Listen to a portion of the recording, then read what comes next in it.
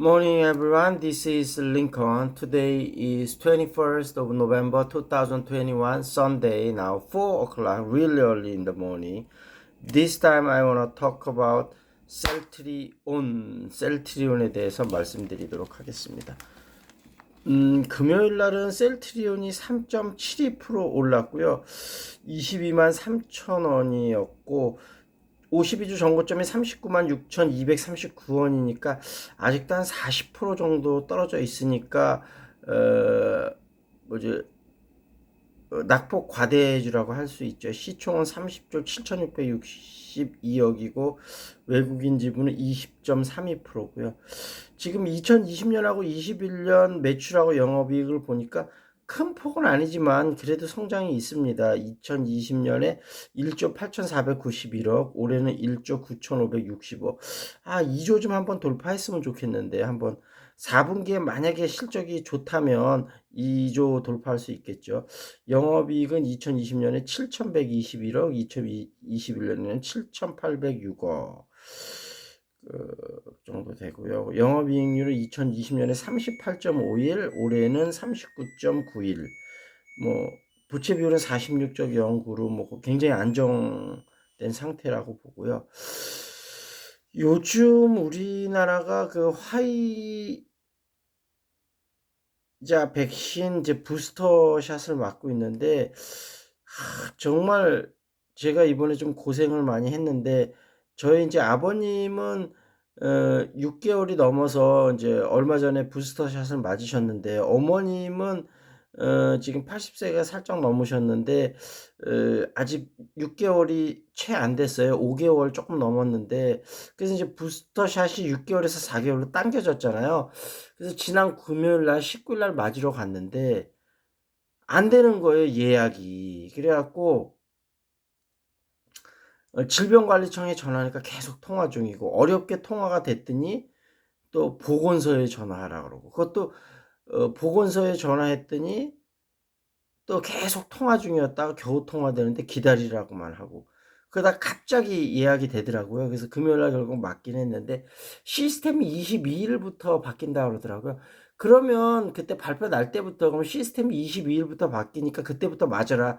정확하게 공지를 했으면 되는데 공지가 제대로 안 되는 바람에 굉장히 병원에 앉아서 예약이 안 돼 갖고 한참 기다리는 그런 현상이 일어났었는데 제가 왜 이 말씀을 드리냐 하면 지금 물론 단계적 일상 회복이 우리가 처음이니까 그렇지만 여러 가지 좀 준비가 안 된 상태에서 맞이한 측면이 있다서 병상 무정 문제도 이제 급하게 막 이렇게 하고 있는데 여기서 저는 식약청에서 하나 의문을 제기를 드리는 게 여러분들이 의문을 제기했지만 이 코로나 걸리자마자 바로 셀트리온의 레키로나를 맞추면 중등증으로 이나 중증으로 가는 환자가 확 줄을 것 같고 그런 병상 문제가 해결이 될 것 같거든요. 그러니까 이 레키로나가 벌써 여러 가지 유효성이나 안정성에서 입증이 됐잖아요. 근데 왜 모든 경증 환자한테 이거를 처치를 안 하고 어 그 중등증이나 중증으로 발전 가능성이 높은 경증 환자한테만 그걸 사실 판별하기 자체도 거의 불가능에 가깝거든요. 그런 불가능에 가까운 단서를 달면서 그렇게 하는 이유가 식약청이 정말 뭔가 이 코로나에 대한 제대로 대처하는 부분에 대해서 이런 식으로 하면 국민들한테 욕을 많이 먹을 수밖에 없다. 이런 말씀을 드리겠습니다. 그래서 이것은 빨리 이 유럽도 지금 사용 승인을 냈습니다만 물론 유럽도 우리나라하고 그런 비슷한 조건이 걸리긴 했습니다. 근데 우리나라에서 그렇게 그러니까 그런 영향이 많이 있는 것 같아요. 모국에서조차 그렇게 승인이 됐는데 그런 부분이 있어서 왜 우리나라는 보통은 다른 나라들은 다 자국 기업에 대해서는 굉장히 아무래도 다른 나라 기업보다는 조금이라도 더 유리하게끔 만들거든요. 우리나라 식약처에서는 지금 이번에 그 화이자라든지 아니면은 어디죠? 또 머크에 먹는 알약 같은 경우는 부작용이 꽤 있는 걸로 정확한 건 지금 알려지진 않았지만 그런 상태인데도 돈까지 미리 줘가면서 선구매를 하는데 이 레키노라 같은 경우는 유효성과 안정성이 입증이 된 것조차 자국약을, 그러니까 결국은 자국약을 더 적대시하는 그런 식으로 돼 갖고는 도대체 식약청이 뭔 하는 기관인지 정말 다시 한번, 물론 식약청하고 질병관리청이 지금까지 잘해온 측면도 있습니다만, 이런 부분에선 도저히 국민들이나 많은 사람들이 납득을 못할 것 같거든요. 이런 거는 빨리 좀 개선이 돼야 되겠다. 그리고 대통령도 이런 것을 제대로 좀 짚으셔야 되는데 디테일에 좀 약한 부분이 아닌가, 그런 좀 아쉬움이 있습니다. 대선 후보 중에서도 이거를 제대로 지적하는 사람이 없더라고요. 굉장히 그런 면에서는 아쉽다, 그런 말씀을 드리도록 하겠습니다.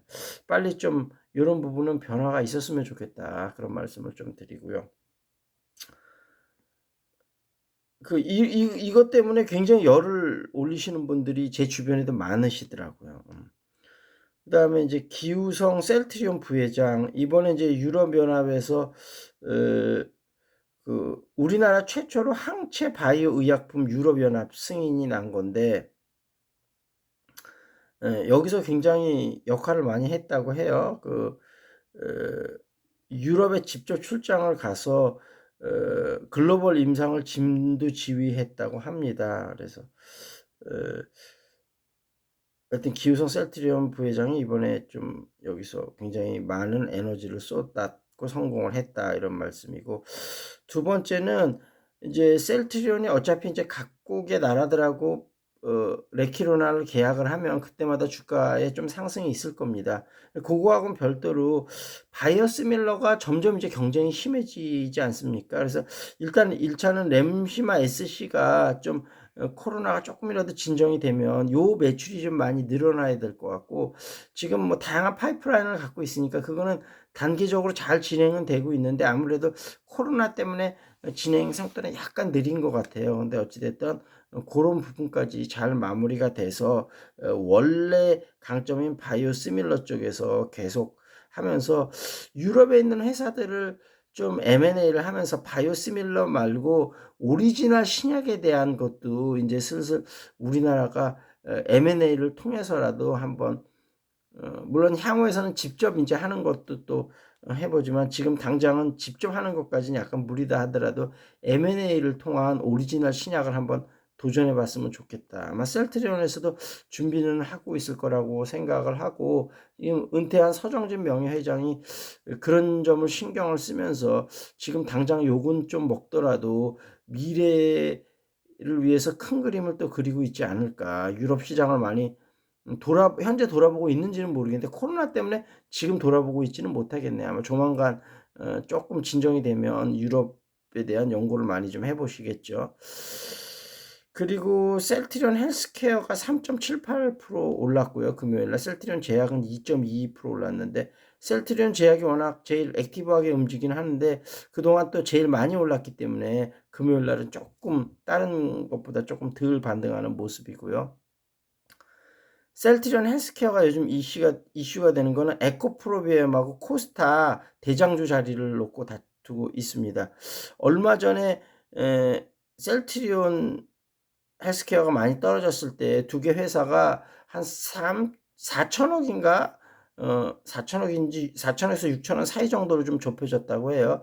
근데 다시 셀트리온 헬스케어가 좀 올라가면서 지금 한 1조 7, 8천억 정도로 벌어지긴 했는데, 셀트리온 헬스케어가 13조 6,270억, 에코프로비엠이 11조 9,790억이니까 거의 12조라고 봐야 되겠네요. 아직 조금은 격차가 있음, 1조 7, 8천억 정도 있지만 에코프로비엠이 요즘 워낙 최근에 들어서도 4배가 급등하는 등 굉장히 가파르게 급등하고 있기 때문에 조만간 뒤집어질 수도 있다. 근데 셀트리온 헬스케어도 앞으로 호재가 많기 때문에 뒤집어지는 시기가 생각보다 그렇게 빠르지는 않을 수도 있겠다, 그런 얘기들이 흘러나오고 있고요. 이번에 레키로나를 지금 얼마 전에 이제 직판 네트워크 체제를 유럽에 구축하지 않았습니까? 이것 때문에 좀 셀트리온 헬스케어가 아무래도 직판 체제가 되면 마진은 높지만 매출이 잡히는 시기가 늦기 때문에 조금 요즘 매출에서 물론 재고 영향도 있습니다만 부진을 겪었습니다만, 아마 레키노란을 이걸 직판 네트워크를 통해서 유통을 시키면 좀 더 높은 마진을 기대할 수 있지 않을까. 물론 시긴 잡히는 건 조금 더 늦습니다. 그래도 이거는 국가 통해서 한 번에 넘기니까 그 물량 잡히는 시기가 그렇게 늦지는 않을 것 같아요. 거기다가 마진이 좋다면 아마 레키노나를 통해서 그동안 좀 부진한 매출을 좀 더 메울 수도 있는 그런 상황이 될 수도 있을 것 같습니다. 그리고 셀트리온 제약은 3분기 실적이 이제 양호하다는 말씀을 드렸는데 3분기 누적 매출이 2,752억으로 작년도 3분기 누적 매출보다 76.1%가 늘었고요. 영업이익은 이것도 역시 3분기까지 누적 영업이익입니다. 393억으로 작년도 3분기까지 누적 영업이익보다 145.7%가 늘었다는 생각이어서 셀트리온하고 셀트리온 헬스케어는 매출하고 영업이익이 작년도 비교해서는 조금 부진한 상황인데 셀트리온 제약은 상당히 좋기 때문에 앞으로도 제일 액티브하게 움직이지 않을까 이렇게 싶습니다. 자, 여기서 마무리를 짓겠습니다. 다만 제가 했던 이야기를 참고로 하셔서 신중하게 투자 결정을 하시고 셀트리온 삼형제는 분할 매수해서 들어가도 괜찮다 이렇게 말씀을 드리면서 제가 생각하는 최선호는 셀트리온 제약이고 그 다음에 셀트리온 헬스케어 그 다음에 셀트리온 이렇게 되고 좀 주가가 앞으로 많이 좀 반등이 된다면 소액주주들의 반대도 좀 누그러들어서 결국은 3사 합병을 올해는 쉽지 않을 것 같아요. 너무 물리적인 시간이 많이 없어서 내년 상반기 중에 좀 가능하지 않을까 생각해 봅니다. 자, 여기서 마무리 짓겠습니다. That's it. This is Lincoln. See you next time.